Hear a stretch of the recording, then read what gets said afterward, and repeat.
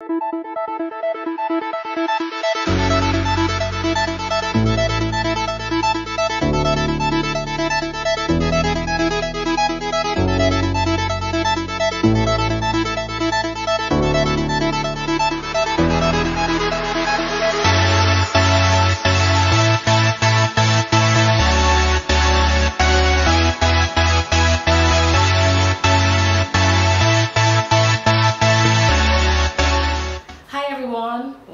back to the Nina Ear Show.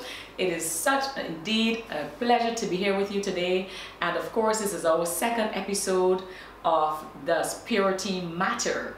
And if you were blessed from the first video, Does Purity Matter with Tiffany, I'm sure that you would have liked and shared that video by now and subscribed to this channel. Today is really exciting because for this episode I have with me Shaka Jones. Welcome to the show. Thank you. You're most welcome. You're most welcome. And Shaka is going to share with us today on Does Purity Matter? And remember guys, as I said, if you're watching for the first time, this show is actually to help women to walk in the excellent ways of God to receive their kingdom blessings. So for example, I say if you're a woman who wins, you are a woman who when you wake up in the morning, you make an excellent approach to what you do. You've decided in your heart, I'm going to live today. I am going to conquer today. I'm going to be victorious today. It doesn't matter what's happening around me, because you know life is stressful. Life can be stressful. And because we are alive, we're going to be faced with so many obstacles. But we do not have to let these obstacles become a part of us or think that they can defeat us. So what do? You wake up and you say, it doesn't matter the obstacles, I've got Jesus within me, I'm going to win. So that's you being excellent already. So let's get into today's episode, which I'm very excited about. So again, the topic is Does Purity Matter? And I want to find out from you, because in the last episode, what I shared with Tiffany is purity in this sense doesn't mean, and this is sexual purity. Purity in this sense just means, okay, celibacy for you. Like, for some folks, it would be that the person is a virgin and so they're sexually pure altogether. So I'm going to have a variety of persons, but today we're talking about persons who are that went celibate before marriage, which was like yourself. So what does sexual purity means to you? I think it means really using your body as a temple for God, as a sacrifice to God, to say, well, God, I am going to try to keep my body as pure as possible for your use. Yes. So yeah, that's what it means for me. Yes. That's awesome, because the word of God said that our bodies are vessels, then they're the temples, they're the ones that host the Holy Spirit. So I think it's important that we honor God with our bodies. So I agree with you completely. So what was that defining factor that made you decide, I'm going to be celibate? Listen, guy, I love you, but you're going to have to wait. Listen, that was rather be God, because me and my now husband, we were together before I became a Christian. So yes, we were sexually active before. But when I felt like I was ready to commit to God, there were 3 things that I said, okay, I need to do these things. And one of those things was to stop being sexually active. And it just so happened, which had to be defined as well, that at that point in time we were kind of on a rocky kind of stage in our relationship, and it was at that point that I was ready to like fully give to God. So it was easier from that perspective, because we weren't really that good to begin with. I still believe that God intervened though. I'll tell you why I say that. Because I believe that it was divine, because usually if you're having a rocky situation and the relationship may not be as solid as you want it to be in the moment, I'm saying, that is the time when the man especially will be like, really no? I don't think so. So the fact that he's now your husband, that says that God, you may not have seen it at the time, but God definitely put in your heart, do this. And so to prove it's God, because you wanna give God something that's challenging beyond your capacity, and to prove it was God, God is saying, well, I'll show you that it's me. Because it's rocky, you would think it wouldn't work. I'll show you that I'll make it work. That was great. For sure, because you know, like as young women, and my husband is very, very handsome. You heard that, guy. As young women, we feel like this is what we need to do in order to keep our guys' attention. Yes. But I guess, as you say, it was kind of a challenge to God that if this is you and I am doing this unto you to honor you, then if it's supposed to work, I know you're going to work it out. That's right. So for me, that was surely God showing me that once you do put him first, That's that right. he will work everything else out in your favor. And That's right. after that, it was difficult. I can't say it wasn't, but it was something that I really wanted to do. And then once he saw that I was really purposeful in trying to commit to God, Yes. he was on board with it as well. Wow, that's amazing. So guys, you heard that. Now, if you're watching for the first time or you want to find out if Shaka maintained her purity, her sexual purity before her wedding night, because you heard she said it, her husband is fine. So if you want to find out if she maintained her sexual purity, keep watching to find out, okay? So tell me, in the world that's so over sexualized, that was everything, everywhere you look, you know, there's something with sex. If they're advertising vegetables, it's sexual. If they're advertising cars, it's sexual. Everywhere you turn, it's sexual. How difficult was it for you to maintain, and I'm going to use your line, your celibacy with such a fine husband? She said it, guys. It was challenging because, you know, when you get accustomed to doing something, it is difficult to break a habit. So that when we come together, when we spend time together, it's like, this is what we are accustomed doing. So what are we going to do now? But what I learned is that we became closer in a lot of different other ways other than that. And as a result of that, like, we actually got closer. You would think naturally that would not happen, like we would grow apart, but we actually grew closer because there are things now that we are talking about that we would not have had time to talk about before. There are things that we learn about each other that we did not understand about each other before. So the quality time became more of us learning each other and being more into each other without being sexually intimate. Right, being intimate but not sexually intimate. That's amazing. That's amazing. I think that's amazing because likewise for myself and my husband, we obviously waited. And in that short space of time, we became, I think that is actually what the foundation of our marriage now, because we've had that and it helps to build us and grow us, and we talk about so much, talk about everything. You know, we talk about everything. We did so much together in that short space of time without being sexual. So it's really important. And you were a young, beautiful woman, of course. And as you said, if your husband is so funny, of course when you meet and your flesh would remember, we've done this. Can we, is it okay? You know, so were you ever tempted to forget about waiting and just be like, babe, I don't know, this waiting game thing. I think God would somehow be okay. To be quite honest, yes. There were times when I was like, but we can be together anyway, so like, what's the point in waiting? But I always, well, the Holy Spirit would always remind me, but you're supposed to, there's a reason for everything. And one of our main things that we were thinking that kind of kept us on track was, we felt like God was on our side.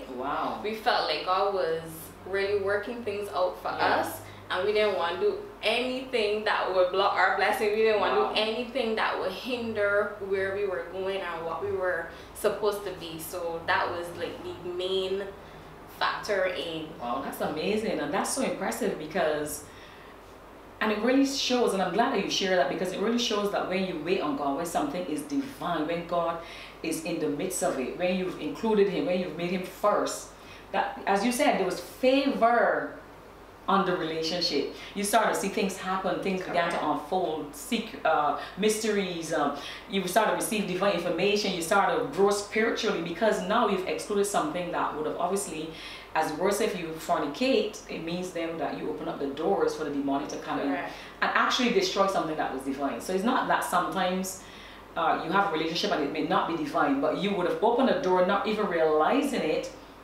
and the intervention of the demonic. So that's amazing. That's impressive. What I would like to add though is one of the most challenging parts of our journey was we had a trip in February, and it turned out to be my engagement trip. Oh wow. So it was like, we are away. And we were very mindful of the fact that the devil was going to tempt us for sure, because he would want to bring the thoughts that, oh, well, you're engaged now, you know, maybe it's not so bad. Yeah, it's fine. You're going to get married anyway, so it's a sure thing. But we were very, very mindful of that. Even before we got on the plane, we were like, we are making sure that nothing doesn't come to hinder anything that we're supposed to. That's amazing. To get. So yeah, that's amazing, because usually when you're on a vacation, you feel like it's a honeymoon. There's no church, there's no children, it's just me and you, babe. Nobody even know. It's a honeymoon. So it's good that you guys were mindful that wherever you go, the Lord is with you, because the Holy Spirit goes with you. Okay, so how did you, I think you mentioned that actually, you mentioned how you guys manage, but if you can just expand a little bit more on it, how did you guys manage to how did you guys manage like temptations? Because obviously temptations will come, as you said. Like, what are some of, in other words, what are some of the boundaries that you guys put in place to help with that? Well, I think like any other thing on your spiritual journey, you get better, and there are things that you may start with that you don't end with, that you leave off. So in the beginning, there were more things that we would be open to than as we grow spiritually together and as the time passed. So initially, it may have been, let's say if there were 5 things, initially we may do 4. But then as time passed and we grow spiritually, and I believe the Holy Spirit would have been growing in us, then the desire for those things started to fade away. So it actually got easier as time passed. So when the temptations came, when they actually came, what did you guys actually did? Like, for example, maybe you're watching a movie or something, and you know, obviously it's why, as you said, you put certain boundaries, you remove certain television shows, the ones that's, you know, sexually explicit, you stop watching those because your eyes is gonna see it. You're going to feel it in your heart. You're going to have those desires that's going to come upon you. But when the temptations came, like, for example, did you guys pray? Did you talk about it? Like, what you did? Did you drink cold water? Well, my husband, he's very, very practical. Yes. So he's like, well, we know that ain't going to end one way, so let's not start. And initially, I was like, real offended. I was like, really? Like, but that actually helped us a lot, because he's a very, very practical person. So he actually was the person that would help. He was like, that's amazing. I am not going to stop you from getting help with me. Like, if I'm going to do it myself, I would. But for you, I'm not going to facilitate you doing wrong. So that's amazing. Okay, so, but did you guys had like peer pressure from family, friends? Because obviously it's a journey, and it's one that you first, I think this is the first time you would have embarked on something like that. Yeah. So did you have peer pressure from family, friends? Like, really? You guys are waiting? Who does that? I don't think that's just a thing. Is that real? Like, where in the word does it say to wait? Did you guys have any kind of peer pressure at all?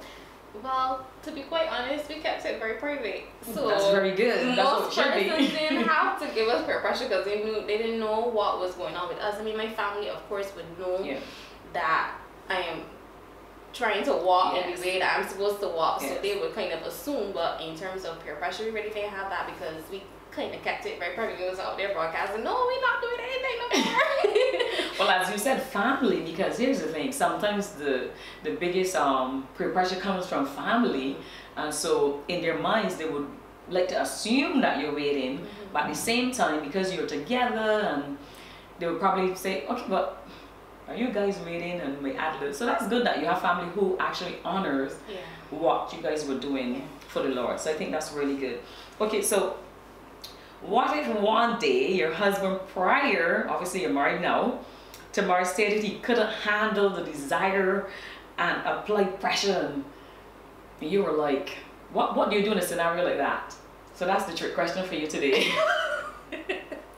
But you're married now, but I'm saying, what if it is that, because when you answer this, you're actually answering it for those persons who probably are experiencing this right now, having, you know, they want to wait, but it's like they're getting pressure. Maybe it's the man, maybe it's the woman. They're getting pressure as to, do we really have to? You know, what would you have done in a case like that? Okay, so when I started this journey, my talk with God was, if this is of you, he would be the person. He would wait, he would marry me, we would have a good story, a good ending. But if it's not of you and he goes, and I know that you have someone better for me. So the fact that I was trying to honor God, that was me talking to God and saying, okay, I'm trying to honor you. If this is what you want for me, he's going to honor you with me. But if he doesn't, if he thinks that that is more important, if it doesn't work out, then I knew that it's not supposed to work out, and that the person you're going to bring is going to be even better. So that is what I actually want to leave with the audience, that if the person doesn't want to wait with you, it's probably not the person. And don't feel like you're going to lose such a great person, such like a 1 in a million, because the person that God has is always going to be better than the one that we choose for ourselves. So that was the one thought that I had with God. I like what you shared, but I have to say this.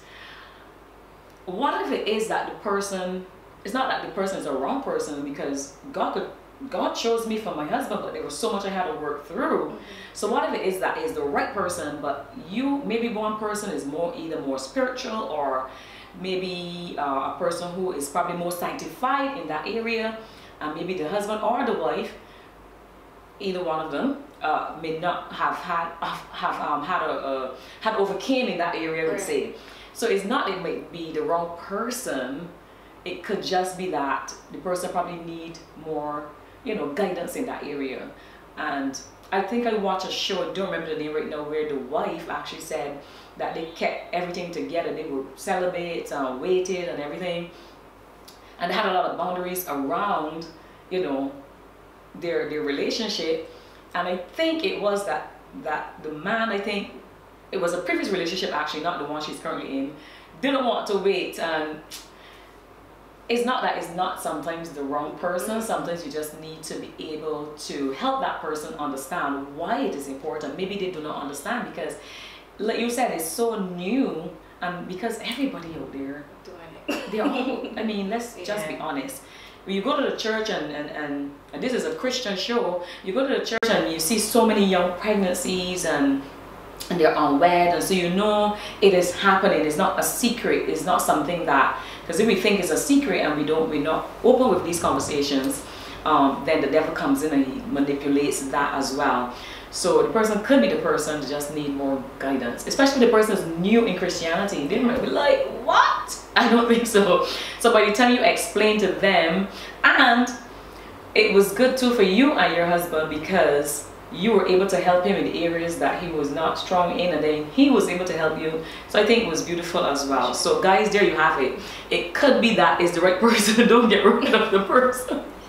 They may need guidance. Maybe you have a leader that you can probably take the person to, or something like that. So, but either way, her answer is actually correct as well. Both correct. Just wanted to state that. So tell me, how celibate were you before marriage? In other words, how celibate could be, like some people say, no kissing, no touching. Obviously, we know no sex, but how celibate were you? Wow. This show is deep. We kissed, but we put boundaries on the touching. As I said in the beginning, it was a lot more liberal because we were new Christians and new to train to do the right thing. But as time passed, that's pretty much how it went. We kissed, but it wasn't like the whole passionate want to go further than that kind of kiss. But yeah, we did still show affection, hug and stuff, but we tried to limit it to that for sure. Wow. I know for sure there's some people who cannot even handle a kiss. Like myself and my husband, we handled a kiss. But if I was a person or he was a person who couldn't handle, we would have had no kissing, none of that. We touch too. When I say touch, I mean like hold hands and hug and stuff. We are both affectionate, but that would not have. I think we were so determined. I was so determined as well, because it was the first time in my life ever having to do something like that. So I was determined, you know, by the grace of God, I'm not going to break this. You know, and as you said, as yummy as my husband is, I was like, no. There you have it. Okay, so I've heard from some folks before, and this is serious, and I mean serious. I've heard from some folks before that God doesn't care about if we have sex or not. What are your thoughts on that? I think that if it's in the Bible that God does care about it. Right. Like that makes sense to me, but also I've learned a lot about how spiritual sex is. So it's definitely a reason why you're supposed to wait until it's your husband. It's not just trying to cut off what the world is doing, but it's more about your protection. So yeah, for sure, God cares. He does care, okay? If he didn't care, he would not give us all these guidelines around sex. So he does care. Okay, so that's pretty much our question for today. Like I said, I want to keep it exciting. I want to keep it short. So you're going to have a lot of other people sharing on the same topic. But I want to end with this question. For any young person out there, could be young, mature, older, it doesn't matter, but I want to speak to the younger generation, because I think that for some reason, because of what's happening now in our society and in the world, it's hard, somehow I think it's a little hard to reach them. So if any young person who might be struggling to stay pure, what can you share, what advice can you share with them that can encourage them to wait on God? And this is not even necessarily about waiting for marriage, but the importance of waiting on God and honoring God with their bodies. Because we want to reach those that are Christians, young in Christ, and those who may be listening who would say, well, I've never thought of that. Maybe I want to do that. Maybe I'm just giving myself to everybody, and I'm not. Because it's about yourself as well. So what can you share to inspire somebody to be pure? What I would say is God has a plan for everyone, and his plan is so great that you can't even imagine what it is. So I'm gonna start over. It's okay, I can edit it.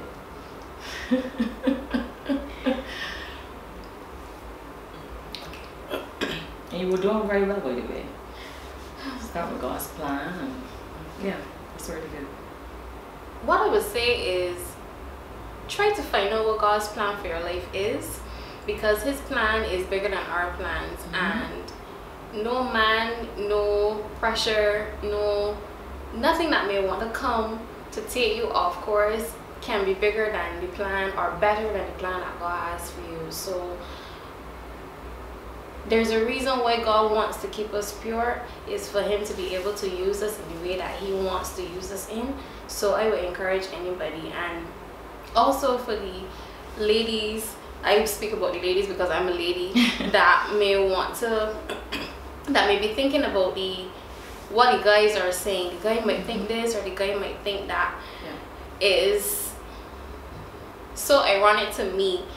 When I spoke to my husband, this is after we got married, and he told me, if you had said okay, maybe I would have been like, okay, let's do it. But the fact that you stuck to your principle and to what you believe in, it showed me that you took what you were doing seriously, and I have more respect for you. So even though I was thinking I was withholding something from him, it increased his respect for me. And he said, I actually took you seriously as a Christian, because I would never take you seriously if you still wanted to do that. So we may be trying to impress them in one way by doing something that is not right, but you may actually do the opposite. Wow, that's profound. Like, I don't want to even add anything else to it. I think what she said is beautiful, it's profound, and it's about honoring your body, it's about respecting your body, it's about having choice over your body, it's about having control over your body, because it is your body.